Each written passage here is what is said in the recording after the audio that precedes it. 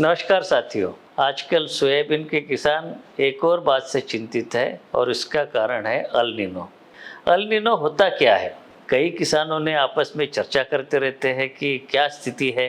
अब जो भी प्रचार माध्यमों से इसके बारे में चर्चा की गई है और पूर्व में जो अनुभव देखा गया है, ये ऐसी स्थिति होती है अल नीनो की जब बारिश अत्यंत कम होती है, सूखे की घटनाएं अधिक हो जाती है। अल नीनो की स्थिति इससे पहले भी हमारे देश में, हमारे प्रदेश में देखी गई है। ऐसी स्थिति में कम बारिश होती है तो सूखे की स्थिति जब आती है तब हमारी फसल प्रभावित होती है और उसकी बढ़वार रुक जाती है, उसमें फल कम लगते हैं, फलियां कम लगती है, उत्पादन में कमी आती है। अब ऐसी स्थिति में किसान लोग कई विकल्पों को देखा जा रहा है और चर्चा करते कि हमें कौन सी किस्म और कैसी फसल लगाना चाहिए। तो साथियों, मैं आपको बताना चाहता हूँ कि इस स्थिति से निपटने के लिए कम समय में पकने वाली किस्मों को अपने खेती में प्राथमिकता दे।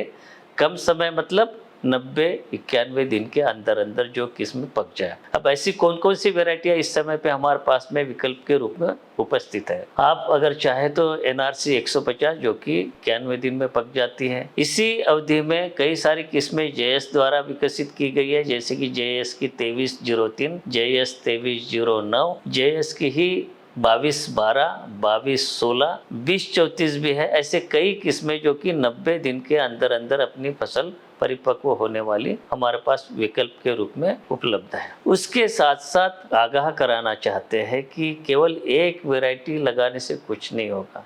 जो जितनी किस्में लगाए तो उसमें अपने अपने गुण होते, प्रतिरोधी क्षमता होती है। अगर एक ही वैरायटी आप लगाते हैं और उस समय पे सूखे की स्थिति में और भी कोई जो तापक्रम वगैरह मिल गया है तो बीमारियां फैलने के चांसेस हो जाते हैं। तो अगर एक से अधिक किस्में लगाए तो एक किस्म के ऊपर बीमारी आएगी, दूसरी किस्म के ऊपर कीड़ी या बीमारी का प्रकोप कम रहेगा। तो कम समय में पकने वाली किस्मों के साथ साथ एक और उपाय योजना आपको करनी है।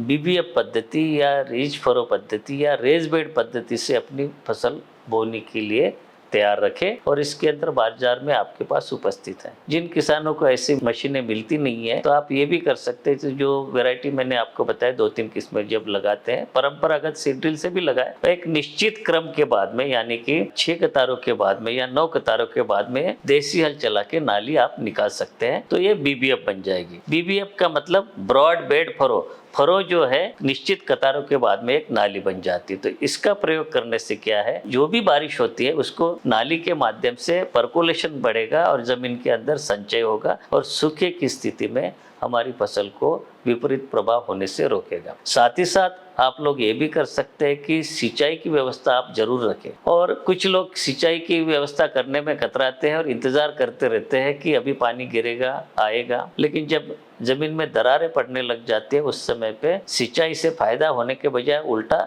जड़ें टूटकर फसल प्रभावित हो जाती है। तो आपको ये करना है कि इंतजार नहीं करते हुए जिन किसानों के पास में सिंचाई की व्यवस्था है आप जरूर सिंचाई फसल को दे दें।